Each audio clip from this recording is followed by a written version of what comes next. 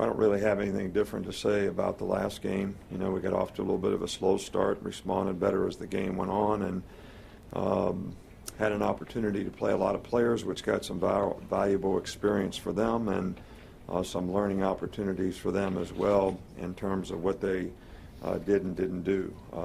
You know, players of the week: Ryan Kelly, Ardarius Stewart, Landon Collins, Reggie Ragland.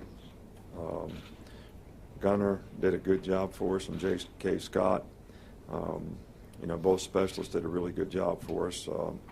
Gunner never really played before and really filled in nicely. Nothing really new on injuries. You know, Ardarius Stewart and Vogel are probably the two guys that are most questionable.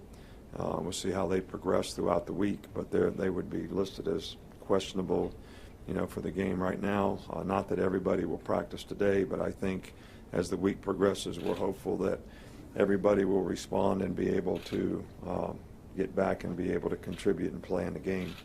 You know, I think the Iron Bowl is one of the greatest rivalries in college football.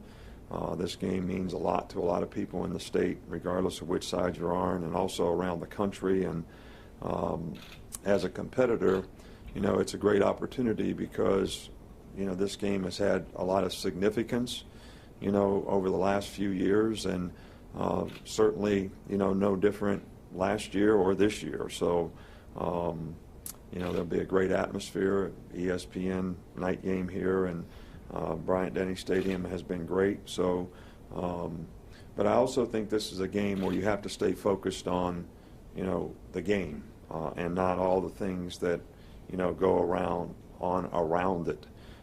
This game requires a tremendous amount of discipline and focus and preparation to be able to go out there and play, you know, the kind of football game that you want to play. And you can't be really concerned about all those other things and really be able to do that. So the focus needs to be on what do I need to do to go out there and really do my job well.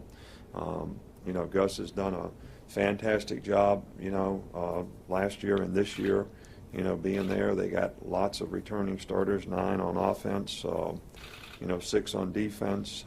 But, you know, I think that obviously their offense is one of the most productive in the country and certainly in our league. You know, they've got a very good scheme. Quarterback Nick Marshall does a fantastic job of executing that on the field. They've got a lot of weapons, you know, offensively. A couple really good, explosive, big, you know, wide receivers that are great vertical receivers, and, you know, Coates and Duke Williams, very good running back who's leading the SEC in rushing.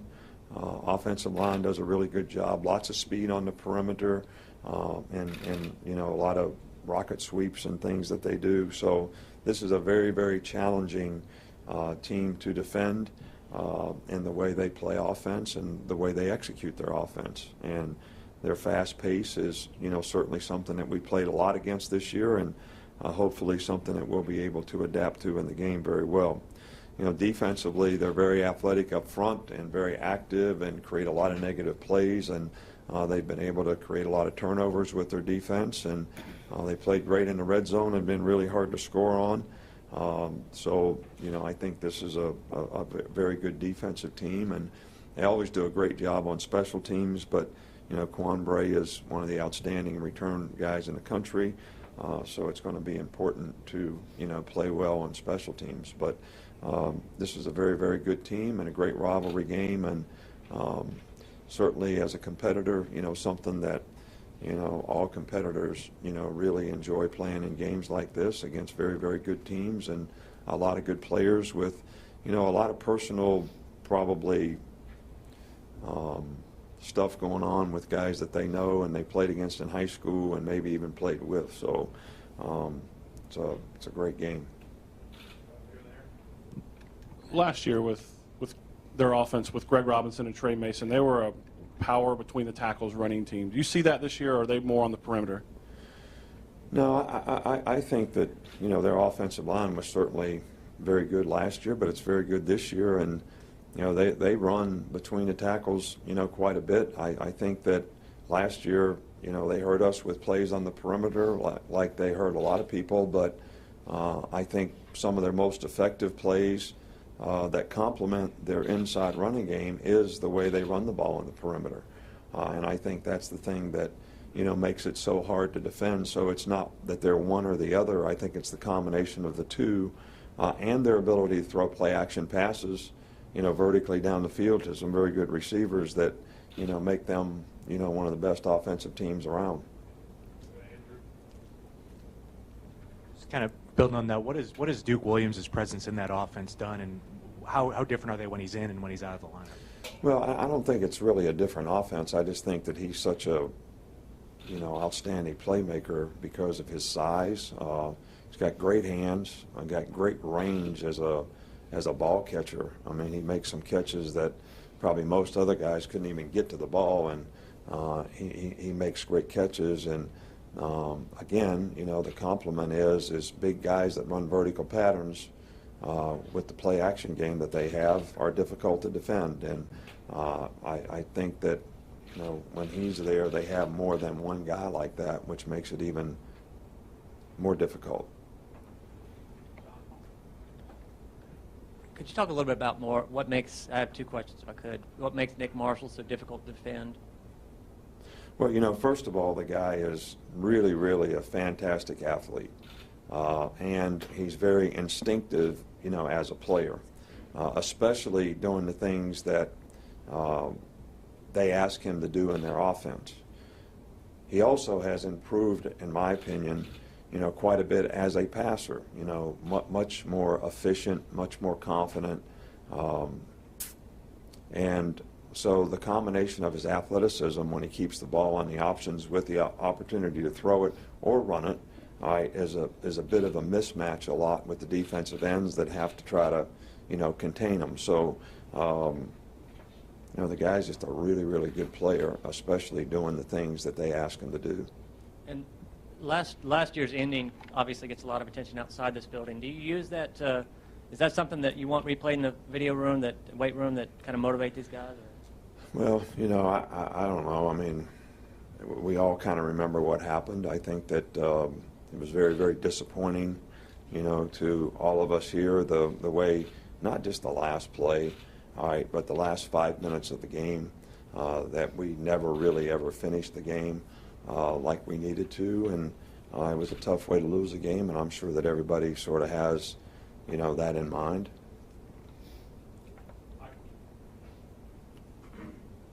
In the year since playing them, how better prepared do you think this defense is to face this offense, this style of offense, and the speed? Well, I don't think that we're any better prepared than we were a year ago. I think that, we actually held them to 21 points for, 59 and a half minutes in the game, and did a pretty decent job. We made some mistakes, and those mistakes led to some big plays. But they also, were a very, very good team that, made some plays on their own, which good players will do.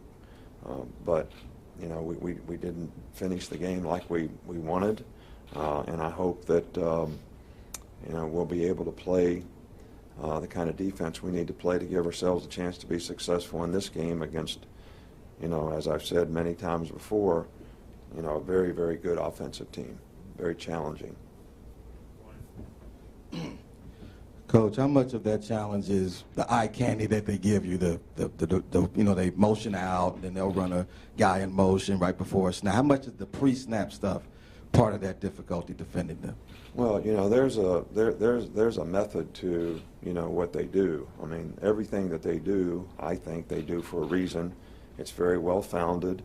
As I said before, I think Gus does a really good job because I think he knows how people would try to defend them if they just lined up in their formations. All right, so the camouflage that he uses with the motions and all that is something that defensive players have to adjust to, but it also doesn't allow you maybe to get set like you'd like to get set. So it takes more adjusting on the defensive player's part. But you have to defend all those things too, because they don't just do it. They have something that they can do with it that you have to defend.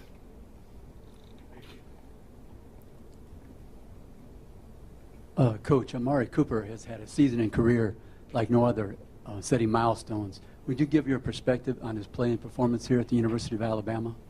Well, you know, Amari Cooper's done a great job for us his entire career. I think he's improved and been a more productive player, you know, each year as he's matured, you know, personally and as a player and gained more knowledge and experience. And, you know, he's had a phenomenal year this year.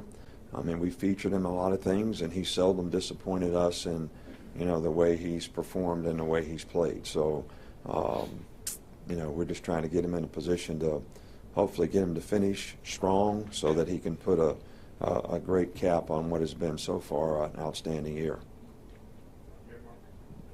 Just wondering, how have the tight ends behind Brian progressed this year, and if he isn't 100%, who will be able to fill that role for him?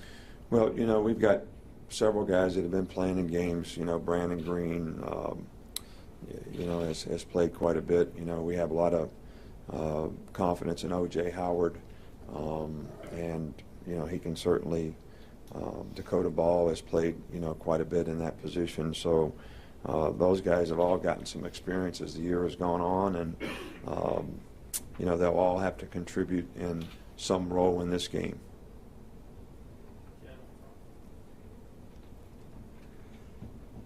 There's no question you're going to have their full focus, you know, your players' full focus this week.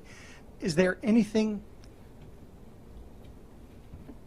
tricky about making sure they don't peak on a Thursday or on a Friday? You know, do you have to hold them back a little bit so that everything comes together on Saturday at 6 o'clock? Well, you know, as a coach, that's what you're always trying to do. You know, try to do it last week, and didn't do a very good job of it against the team that we were playing. We try to do it every week so the players are ready to play when the game comes. And you know, I think the thing that we try to do is, you know, we have a routine that the players go through in terms of what they can expect on Monday, Tuesday, Wednesday, and Thursday, and hopefully that routine helps them prepare themselves, you know, not only physically to execute and do the things they need to do in the game, but also psychologically in terms of, you know, getting themselves ready to play the game. And don't want to create a lot of anxiety with our players. We just want our players to be, you know, focused and ready to go, and, you know, have a sense of urgency and to do things the right way and be able to do it for 60 minutes in the game, because I'm sure that's what it's going to take in a game like this to have a chance to be successful. Coach, I had a question about T.J. Yeldon. First, how does he affect your running game when he is available, and how do you think the off week helped him come into the game? You know, we've been fighting injuries all year, not all year, but the second half of the season with him, and even though he's been able to play, he hasn't been able to practice the way he'd like to practice and the way we'd like for him to practice. And he has been by far, in my opinion, our most effective guy all the way around when it comes to blocking, running the ball, being a pass receiver. And I think that I've said this before, that, you know, people don't appreciate that in a running back, the things they do when they don't have the ball. Everybody sort of recognizes what they do when they do have it. And that's the part of it that I think has made him most effective. You know, we're hopeful that by just shutting him down for, you know, 7 days like we did, that it's going to get him healthier, more ready to practice, and be able to be better prepared to play in this game. So that was kind of the plan with the way we managed it last week, and you know, we'll just see how it works out. With Auburn's running game, I know they have a couple of guys back there, Cameron Artis-Payne and Corey Grant. I want to get your thoughts on their change of pace and how they do that from time to time. Well, you know, both guys in their own way are really, really good players. They always seem to have, you know, a guy that is a really good all-around, inside-outside type runner. And then they always seem to have a guy that has great speed on the perimeter. And this year, you know, Corey Grant and number 5 both have, you know, done that. So is number 4, Quan Bray, has done it some too. So they always have a really good combination of guys to be able to do these things. And I think both those guys have played extremely well. But I think, you also got to give them a lot of credit because of the way they use those guys and how effective they are and how they're used. Coach, Sunday, Rhett Lashley said the energy level, the intensity level when you're coaching in this game is unlike any other game. He compared it to an SEC championship game, a national championship game. Having coached in 7 of these now, how would you describe the energy level, the intensity level of it? Well, I think that, I really can't compare this to anything else because when you're playing in this game and any of those games, it's the most important game that you're playing in at that time. And so I think that the energy level and the intensity is always, that's what makes it fun, to play in games like this. But, this game is one of those games that, as a competitor, that's where you get to. Now, there's other games that you have to play in that you mentioned that you need to get there too. Because if we were playing in one of those games, you'd be asking me the same kind of questions. All right, so can't really compare it. It's just when you play in big games like this that have a lot of meaning to a lot of people, you don't compare it to anything. You just know that there's a special level of intensity that goes with playing in a game like this, and both sides are going to have it, and that's what makes it a great football game.